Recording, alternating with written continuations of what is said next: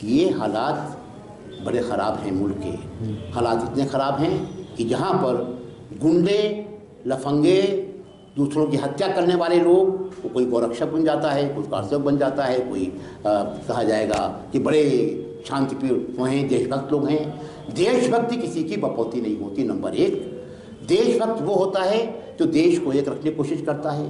देशभक्ति वो होती है कि जो समाज में अमन चैन की बात करती है, ये हमारा चमन है, हमारा मुल्क है, हम इसे बचा के रखेंगे, सब मिल के रहेंगे लगातार भी। और जो किसी एक, और इस पर बराबर कहा रहता है, इसमें किसी का भी ज़्यादा या कम हक नहीं है, ये भी कहना चाहते हैं। और ज़्यादा हक तो निश्चित तौर पर उन लोगों का होगा जिन्होंने हिंदुस्तान को आज़ाद कराया, आज़ाद कराया।